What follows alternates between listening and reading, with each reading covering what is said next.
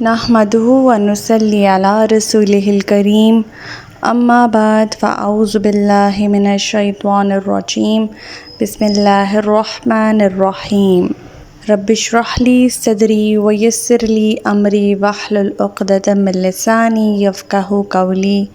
السلام علیکم ورحمۃ اللہ وبرکاتہ۔ صراط مستقیم میں آپ سب کو خوش آمدید۔ پچھلے سبق میں ہم نے سورہ ابراہیم کو مکمل کر لیا تھا۔ آج کے سبق میں ہم اس کا جائزہ لیں گے، اس کی سمری دیکھیں گے اور اس میں سے عمل کے نکات جو ہیں وہ اپنے لیے نکالیں گے تاکہ ہم ان نکات پر عمل کر کے اپنی زندگیوں کو اللہ اور اس کے رسول کے مطابق سنوار سکیں۔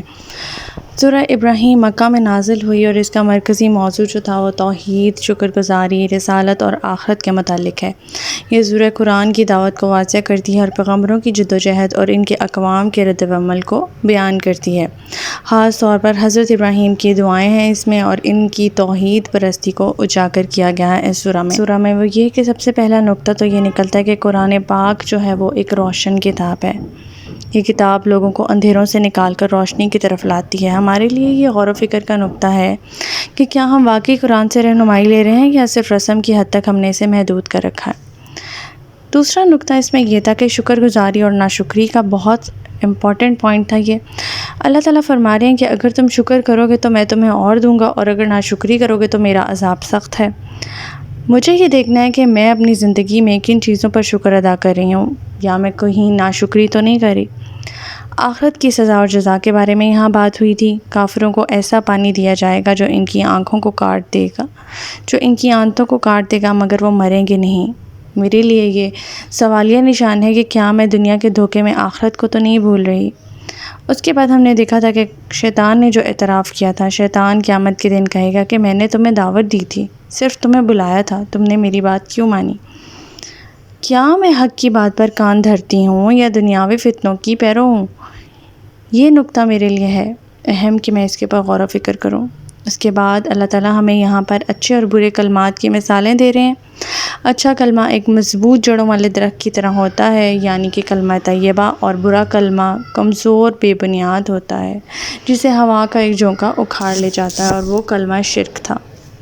پھر ہم نے اس میں حضرت ابراہیم علیہ السلام کی دعائیں دیکھی تھیں۔ جب حضرت ابراہیم علیہ السلام دعا فرماتے ہیں کہ اے میرے رب، مجھے اور میری اولاد کو نماز قائم رکھنے والا بنا، میں اپنی نسل کو کیا دینی وراثت دے رہی ہوں یا صرف انہیں دنیاوی علوم کے پیچھے لگایا ہوا ہے؟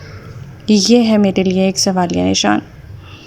اس کے بعد ہم نے دیکھا تھا کہ انبیاء کی دعوت کا مقصد کیا تھا۔ اللہ تعالیٰ نے فرمایا ہے کہ ہر رسول کو اس کی قوم کی زبان میں بھیجا گیا تاکہ وہ بات کو اچھی طرح سے سمجھا سکے۔